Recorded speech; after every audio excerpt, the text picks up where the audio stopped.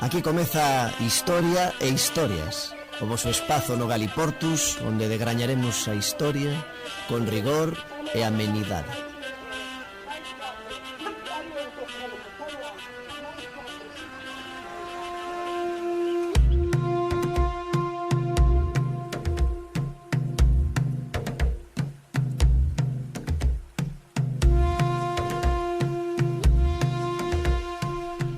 A primeira vez que un historiador e político portugués defendeu a unidade étnico-literaria galego-portuguesa foi cando aquele que viría a ser o segundo presidente da República Portuguesa, Teófilo Braga, publicou en 1877 a súa magna obra Parnaso Portugués Moderno.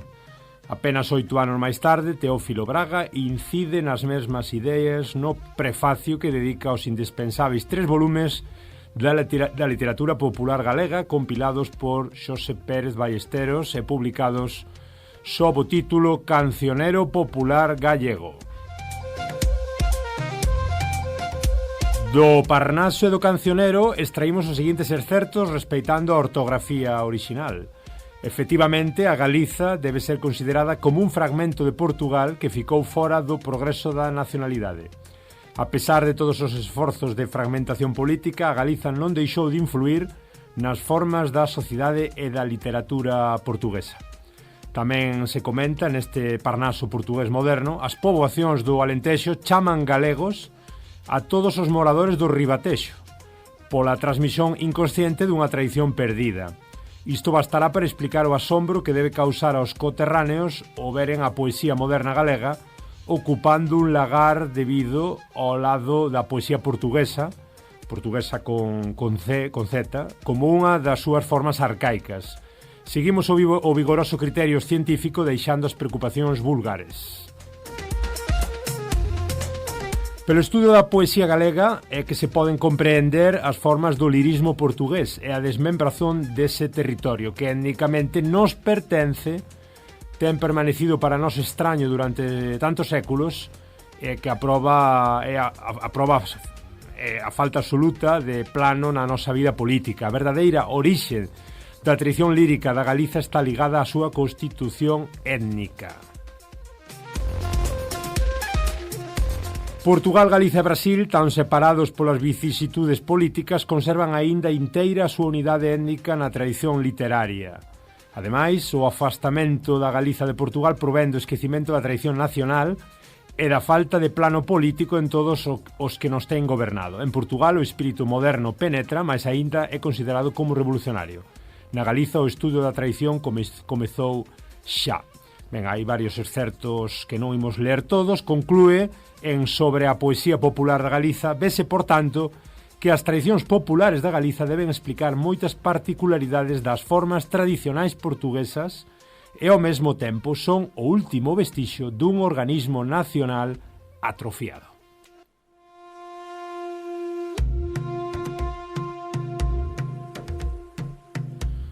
Ola, moi boas, aquí estades no Historia e Historias do Galiportus, hoxe falando desta primeira incursión un pouco da historiografía portuguesa, falando desa unidade étnico-literaria galego-portuguesa. Estamos aquí para comentar estas e outras moitas cousas con noso ben querido historiador fantástico Abraham Dorraca. Moi boas. Hola, moi boas, que tal? Todo ben, aquí estábamos xa en modo 2025 con máis historia e historias, como dicimos hoxe, falando dun tal Teófilo Braga, que foi o primeiro, parece ser, xa a finais do século XIX, en atreverse con estas cuestións étnicas galego-portuguesas. Sempre nos queixamos desde o lado norte que o sur mira por outro lado, mas non sempre é así. Non sempre.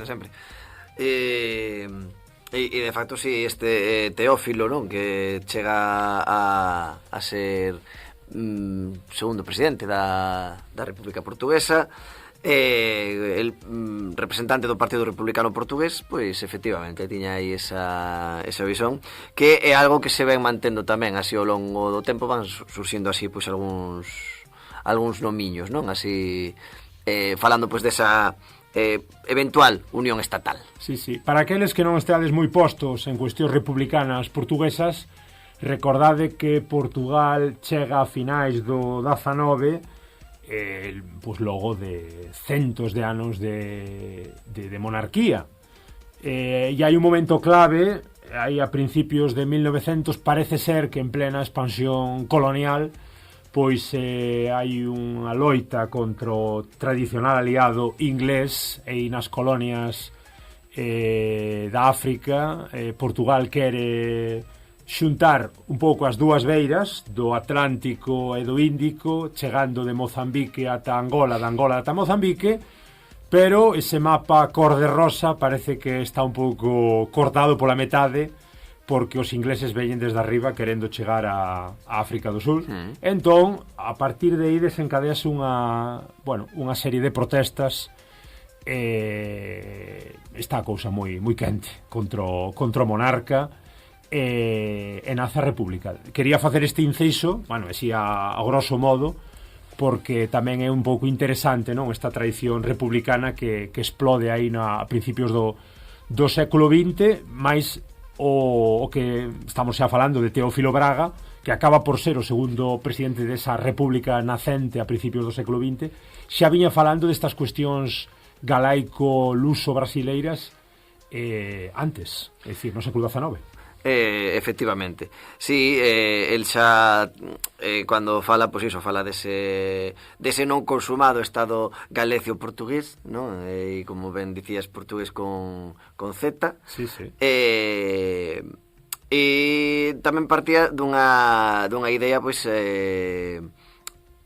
vital, non? En certo xeito. Ao final, el non deixa de ser, pois, un xa vello cando escribiso, mas un mociño azoriano que ven ao continente, non? E pois ve esa diversidade, alén de que naquela altura moi posiblemente a unidade lingüística sería moitísimo máis evidente, ao menos no plano fonético, non?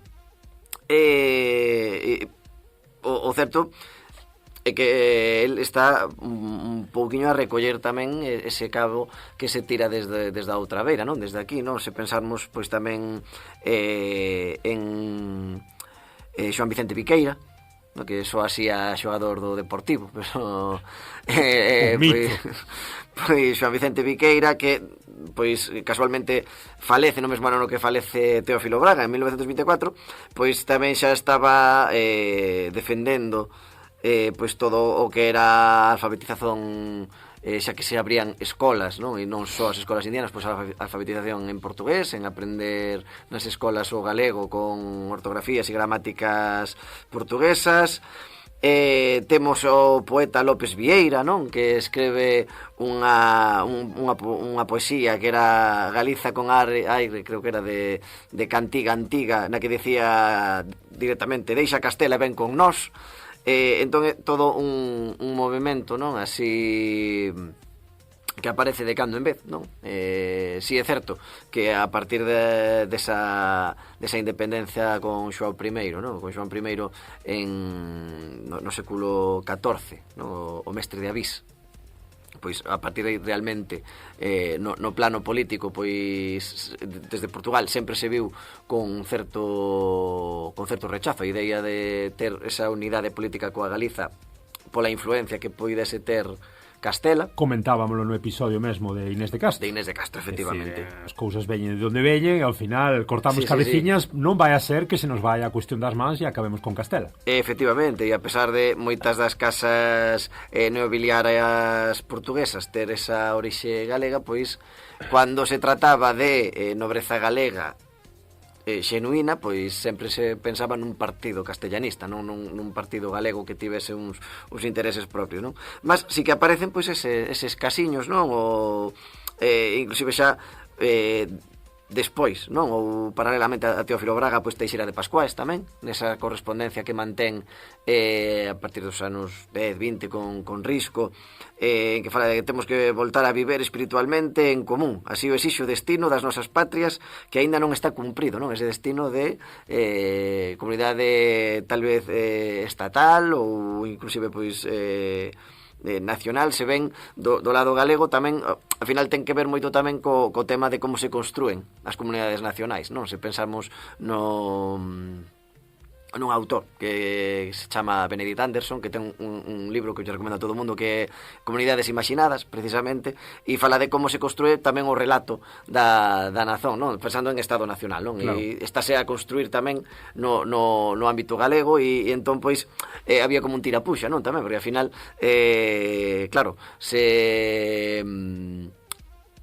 non se construe unha narrativa propia dunha nación galega, tamén se destruen outras ideas que se estaban a construir, como por exemplo o tema dos séculos escuros, que tal vez non foron tanto, porque sí, no ámbito galego sí, pero non no outro ámbito, non? Se pensamos pois en Camões e demais.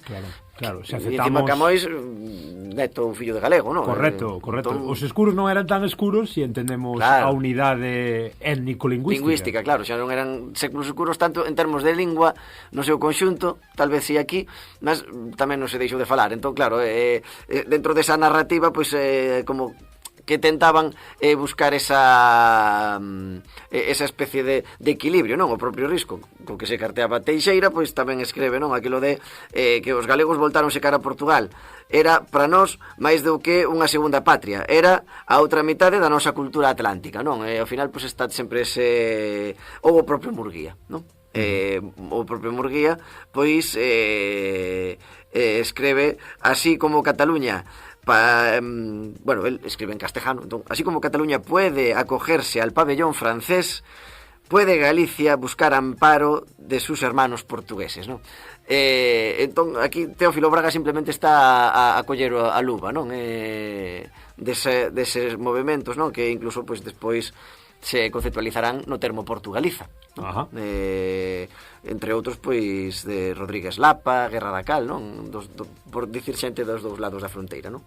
Rodríguez Lapa do ámbito portugués, que, de feito, pois xa, cando se comeza no século XX a falar de criar unha ortografía galega, non? Pois Rodríguez Lapa xa lanza esa luva tamén de xa hai unha ortografía feita, porque non colledes para o que sería ese galego máis formal e máis tal, pois xa a ortografía que está feita deste lado do Miño, e tamén, pois, Guerra da Cal, que, pois, infelizmente ten que vivir no exilio, e pois en Portugal, onde fica exilado, pois recolle esa luva, non? Entón, sí que ao final semella como que non, pero esa está aí presente, non? E incluso, pois, cando falábamos deste tema, eu busquei en Quora, non? Que é esta cousa de preguntas e respostas na internet.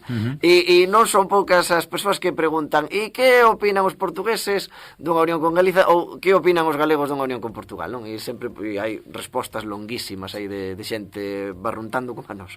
Pois xa se barruntaba hai ben tempo esta cuestión, e xa sabedes, aquí non estamos querendo nin deixando de querer nada, simplemente estamos expoñendo un pouquiño anacos da historia, en este caso falando de xente, de políticos de primeiro nivel, como é o caso de Teófilo Braga, o segundo presidente da recén constituída República Portuguesa lá por 1915, como comenta Abraham, xa en moita sinerxia con, bueno, ca época das Irmandades da Fala e do Grupo Nós cos intelectuais galegos tamén. Teófilo Braga, que máis alá desas crenzas que temos todos de que nunca se falou disto en Portugal, que sempre foi un tema tabú, e que Portugal nunca enfocou o tiro cara ao norte do Miño, caramba, se enfocou, tamén se falou, e tamén en certos sectores. Teófilo Braga, que dicía aquilo de que a Galiza, con dúas L's, quedalle moi italianizado, sí, moi latín, debe ser considerado como un fragmento de Portugal. Ben, hai xente que escoites todo fragmento e dirá: "Boa, xa están estes pesados de Madrid para Lisboa". Sí, efectivamente. Pero, sí, a ver, al final é iso, non? Fragmentos. Sí, de falar de cachos e o terruño, non? E sobre todo, cando se fala, pois eso, de construcións de narrativas nacionais. Falabas antes do tema dos ingleses, a culpa sempre dos ingleses. Sempre dos ingleses. Cando falabas, estaba lembrando tamén do que fixeron cos alemáns, non? Así por deixar así unha pílula de historia de África. Non sei se a xente ten na cabeza o mapa de o mapa de África, mas debaixo de Angola Non teñen o mapa de que Galiza, falan galego, Abraham Mantero sí, de África.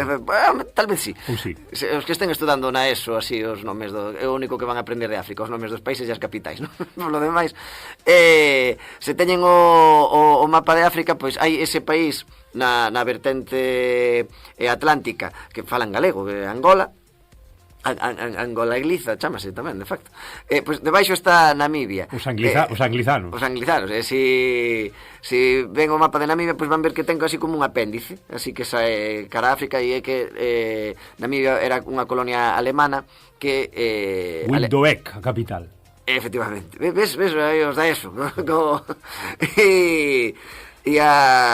O caso é que a Alemanha tiña, pois, igual que Portugal, colonias nas dúas faixas, mas non no centro. Entón quería unir, porque para ir de Namibia a Tanganica, o que depois foi Tanzania, pois tiñan que darlle a volta por abaixo a África, e entón pretendían facer un corredor polo medio, e negociaron cos ingleses entregarlles unha illa que está frente a Tanzania, que agora non lembro o nome, a cambio de que lles deixasen meter así ese apéndice territorial ata o río Zambeze, porque así dicían, no Zambeze metemos os barcos, chegamos ao Océano Índico e xa vamos para Tanzania e atallamos moito.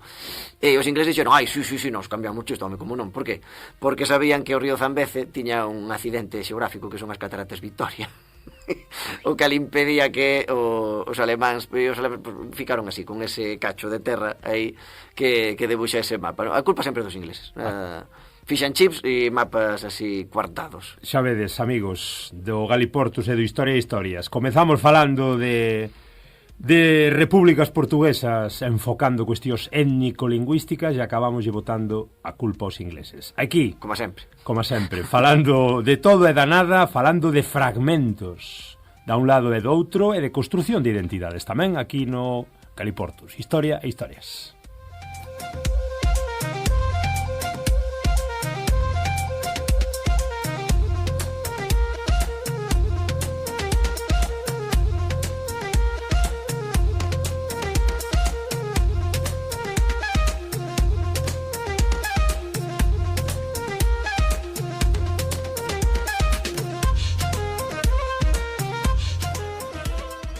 Historia e Historias, o voso espazo no Galiportus onde degrañaremos a historia con rigor e amenidade.